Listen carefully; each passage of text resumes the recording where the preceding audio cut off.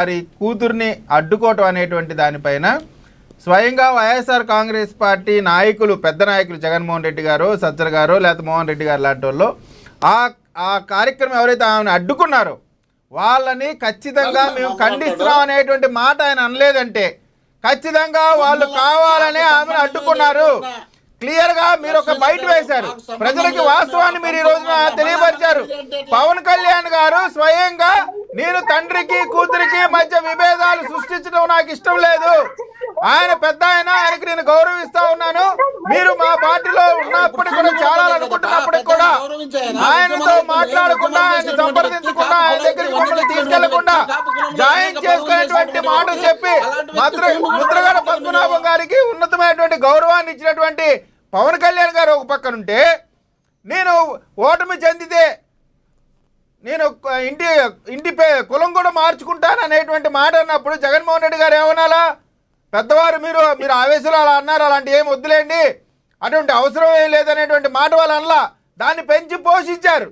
దాన్ని పెంచి పోషించి చివరికి పద్మనాభం గారికి జరిగినటువంటి ప్రతి అవమానానికి కారణం వైఎస్ఆర్ కాంగ్రెస్ పార్టీ బ్రతికున్నప్పుడు అయితే ఆయన ఏ ఆకాంక్షల కోసం యుద్ధం ప్రకటించారో, ఏ ఆకాంక్షల కోసం అనేకమైన ఉద్యమాలు నిర్మించారో, ఆ ఆకాంక్షలకు వ్యతిరేకంగా దాన్ని వ్యతిరేకించినటువంటి జగన్మోహన్ రెడ్డి గారు ఒక పక్కన ఉంటే, వారి ఆకాంక్షలను గౌరవించినటువంటి పార్టీ ఒక పక్కన ఉంది. చంద్రబాబు నాయుడు గారు కాపులకి వచ్చేటువంటి రిజర్వేషన్లో మొత్తం ఓసీలకు మొత్తానికి 10%, దాంట్లో కాపులకి 5% ఇచ్చారు. దాన్ని మీరు ఎందుకు ముందుకు తీసుకెళ్లేదు జగన్మోహన్ రెడ్డి గారి ప్రభుత్వం? అవి చేయరు, అవి చెప్పరు సార్. జగన్మోహన్ రెడ్డి గారు ఎక్కడున్నారు? జగన్మోహన్ రెడ్డి గారు ఎక్కడున్నారు చెప్పండి. మోహన్ రెడ్డి గారు జగన్మోహన్ రెడ్డి గారు ఎక్కడున్నారు? జగన్మోహన్ రెడ్డి గారు ఎక్కడున్నారు? ఇప్పుడు ముఖ్యమంత్రి అయిన తర్వాత 27,000 కోట్ల రూపాయలు జగన్మోహన్ రెడ్డి గారు ఎక్కడున్నారు చెప్పండి. మీరు కాపుల గురించి మాట్లాడే స్థాయి మీకు లేదు. జగన్మోహన్ రెడ్డి గారు ఎక్కడున్నారు చెప్పండి. సందర్భంలో జగన్మోహన్ రెడ్డి గారు ఎక్కడున్నారు? నాగబాబు గారికి చేసి మీరు కాపులందరికీ చేసినామనే ఉద్దేశంలో మీరు దృష్టిలో పెట్టుకోండి. జగన్మోహన్ రెడ్డి గారు ఎక్కడున్నారు? ఇప్పుడు కుమారుడు జగన్మోహన్ రెడ్డి గారు ఎక్కడున్నారు? సార్ కాసేపట్లో వెళ్తారంటే ఇంకా ఎక్కడి నుంచి వెళ్తారు? ఏదైనా ఎక్కడి నుంచి వెళ్తారు? జగన్మోహన్ రెడ్డి గారు ఎక్కడున్నారు చెప్పండి. మీరు అడగండి, మా ఆయనకి నచ్చదేమో మీరు చెప్పమనండి. మోహన్ రెడ్డి గారు విజయ్ కిరణ్ గారు ఏదో అడుగుతున్నారు, ఎక్కడుంటే సార్ వెళ్తారంట సాయంత్రం. టైం ఎంత అయింది? జగన్మోహన్ రెడ్డి గారు ముద్రగడ లాంటి గొప్ప వ్యక్తి మీ పార్టీలో మీకోసం అనేకమైనటువంటి పోరాటాలు చేసినటువంటి మీకోసం సొంత కూతురుని కూడా విభేదించినటువంటి ముద్రగడ గారు చనిపోతే ఇప్పటి వరకు మీరు ఎందుకు వెళ్ళలేదండి? మీరు ఇచ్చేటువంటి గౌరవం ఏంటి? మీరు ఏ గౌరవం ఇస్తున్నారు? మీరు అన్ని కూడా జనం పోగాలా, జనం కనపడాలా?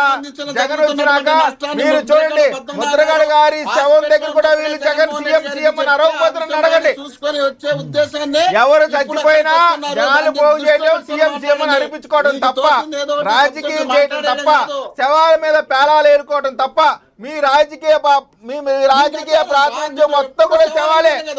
శవాల పైన పేలాలు ఏరుకునేటువంటి ఆలోచన రాజకీయ పార్టీ మీ పార్టీ. తన సొంత కూతురు వచ్చింది, ముద్రగడ గారు కోపంలో ఒక మాట చెప్పారు, దాన్ని మీరు ఇంకా దాన్ని సహకరిస్తా ఉన్నారంటే మోహన్ రెడ్డి గారు అంటా ఉన్నారు వాళ్ళ మహిళలకు ఏమి ఇవ్వాలా, రాష్ట్రపతి ఇవ్వాలా, ప్రధానమంత్రి ఇలా అంటా ఉన్నారు. సార్ భారతదేశంలో మహిళలు ఇద్దరు మాట్లాడితే అర్థం కాదు. మోహన్ రెడ్డి గారు మీకు ఇస్తాను, 1 minute ఆగండి, మీకు ఇస్తాను నెక్స్ట్ మీరే. మోహన్ రెడ్డి గారు మహిళల గురించి చాలా తక్కువ చేసి మాట్లాడారు. మహిళలకు ప్రధానమంత్రి ఇవ్వాలా, రాష్ట్రపతి ఇవ్వాలా అంటా ఉన్నారు.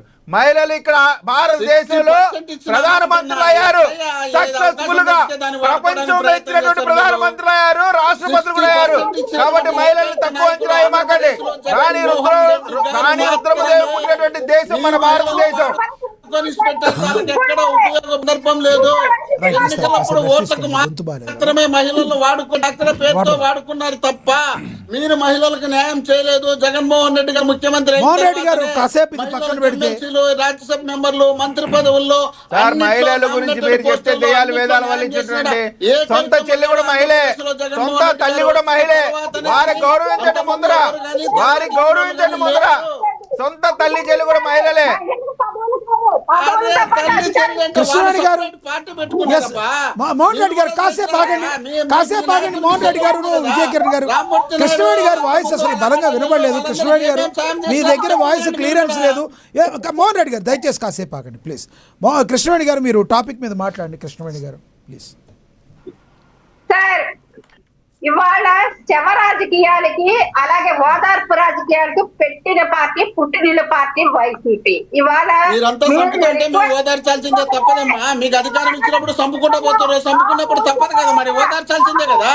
మీరు చంపే కార్యక్రమం మొదలు పెట్టారు, మేము ఓదార్చే కార్యక్రమం మొదలు పెట్టాము. ఆ తర్వాత చంపిన వాళ్ళని మళ్ళీ ఏం చేయాలనేది ఆ తర్వాత వాళ్ళు నిర్ణయించుకుంటారు సచిన వాళ్ళు. ఆ తర్వాత మీరు చంపుకుంటే పోండి, సచిన వాళ్ళు ఏం చేయాలనేది వాళ్ళు చూస్తారు. ఏంటండి ఏం భాష అండి? సచ్చేది ఏంటండి? చనిపోయిన వ్యక్తిని సచ్చే వాళ్ళు ఏంటండి? మోహన్ రెడ్డి గారు చూడడానికి మేము పోతాం, మీరు దాన్ని చంపడానికి మీరు రెడీగా ఉన్నారు. గౌరవంగా మాట్లాడండి సార్. ఇదే జగన్మోహన్ రెడ్డి, చనిపోయిన వ్యక్తి ఇదే సచ్చేది ఏంటండి? తండ్రి గారికి రాజశేఖర్ రెడ్డి గారికి ప్రభుత్వ లాంఛనాలతో గౌరవార్థంగా జరగవచ్చు సార్. కానీ ఇవాళ ఒక కాపు ఉద్యమ నేతగా ఒక ముఖ్యమంత్రి 2 సార్లు ముఖ్యమంత్రి ప్రధానమంత్రిని చూపించినటువంటి వ్యక్తి రాజశేఖర రెడ్డి గారు. రాజశేఖర రెడ్డి గారికి మీ చంద్రబాబు గారికి ఎందుకు పోల్చుకుంటారమ్మా? మీరు ఒకటి అర్థం చేసుకోండి, అక్కడ వైసీపీ నేతగా జరగట్లేదు. ఒక జాతీయ ఉద్యమ నాయకుడికి ఇవాళ ప్రభుత్వ లాంఛనాలతో ఇవాళ అంత్యక్రియలు జరిపిస్తారు. జాతీయ ఉద్యమ నాయకుని భార్యను నడి బజార్లో పిలుచుకొచ్చి పోలీసులతో తిట్టించినప్పుడు ఎక్కడికి పోయినారు మీరు? జాతీయ నాయకుని అభిమానించే వాళ్ళు భార్యను తిట్టించినప్పుడే ఆయన సగం ప్రాణం పోయింది. ఈ రోజు ప్రాణం పోయింది. ఆ రోజు మీరు చంపినారు ఆయన. నడి బజార్లో నిలువున భార్యను తిట్టించినప్పుడే చనిపోయినాడు ఆయన ప్రాణం లేకుండా. దోపిడీ చేసింది వైసీపీ పార్టీ సార్. ఒక ఉద్యమ నాయకుడిని రాష్ట్రాన్ని దోపిడీ చేస్తున్నారు కదమ్మా. రాష్ట్రాన్ని దోపిడీ చేయడానికి మీ నాయకుడు పక్క నుండి ఎగేసి సపోర్ట్ చేస్తున్నాడు కదా, నెల కింద తీసుకుంటా. ఏ రకంగా కాపుల మీద ఆ రోజు మాయను మర్చేశారు అన్నది కూడా ఈ రోజుకి కూడా కాపులు నడ్డి పెట్టుకొని ఏ రకంగా జగన్మోహన్ రెడ్డి రాజకీయాలు చేస్తున్నాడు, శవ రాజకీయాలు చేస్తున్నాడు, కుల రాజకీయాలు చేస్తున్నాడు, మత రాజకీయాలు చేస్తున్నాడు. ఒక మత మీకు అలవాటు కాబట్టి శవ రాజకీయాలు, మత రాజకీయాలు, నన్ను కులం చూసి ఓట్లేయండి, కులం చూసి ఓట్లేసి నన్ను గెలిపించండి అని అడుక్కుండే అలవాటు మీకు ఉంది కాబట్టి మా నాయకుడికి అడుక్కుండే అలవాటు లేదు. నా గొప్పదనం చూసి, నేను చేసినటువంటి పనులు చూసి, నేను మంచి చేస్తుంటే ఓటేయండి అని చెప్పిన ఏకైక నాయకుడు భారతదేశంలో ఆంధ్రప్రదేశ్ ఒక ముఖ్యమంత్రిగా ఉన్న జగన్మోహన్ రెడ్డి గారు మాత్రమే అడిగినారు. వేరే నాయకులు ఎవరు అడగలేదు. చేయలేదు కాబట్టి ఓటే లేదు. జగన్మోహన్ మంచి చేయలేదనే కదా ఓటే లేదు. ఆయన గెలిచి అందుకనే చేయలేదనే కదా ఓటే లేదు. ఈవీఎంల ద్వారా 60% తెచ్చుకున్నారు. మీరు ఈవీఎంల ద్వారా 40% ఎలా వచ్చింది? ఓటు ద్వారా జగన్మోహన్ రెడ్డి గారికి 40% తెచ్చుకున్నారు. రాష్ట్ర 40% ఎలా వచ్చింది? ఏ ముఖ్యమంత్రి కూడా జగన్మోహన్ రెడ్డి గారి లాగా నేను మీ ఇంటికి మంచి చేస్తుంటే ఓటు వేయండి అని చెప్పినటువంటి నాయకుడు ఒక్క జగన్మోహన్ రెడ్డి గారు. మీకు దమ్ముంటే ధైర్యం ఉంటే మీ నాయకులు చెప్పమనండి. ఇప్పుడు కబుర్లు చెప్పగలం కాదు, జగన్మోహన్ రెడ్డి చరిత్ర గురించి, చెత్తపుట్ట గురించి రాష్ట్రంలో ఎవరికి అవసరం ఉండదు. జగన్మోహన్ రెడ్డి గారి చరిత్ర మీ నాయకులకు ఒక్కరికి లేదు. జగన్మోహన్ రెడ్డి గారి చరిత్ర ఉంది కాబట్టి 40% ఇంట్లో కూర్చున్నా. మీరు మొత్తం 50 ఏళ్ల రాజకీయ అనుభవం కలిగినటువంటి నాయకులు, కేంద్రం, రాష్ట్రం, ఎన్నికల కమిషన్, సినిమా యాక్టర్లు అందరూ కలిసిన వచ్చిందైతే ఆఫ్టర్ ఆల్ మీకు 54%. ఎక్కడమ్మా జగన్మోహన్ రెడ్డి గారిని పోల్చుకుంటారు?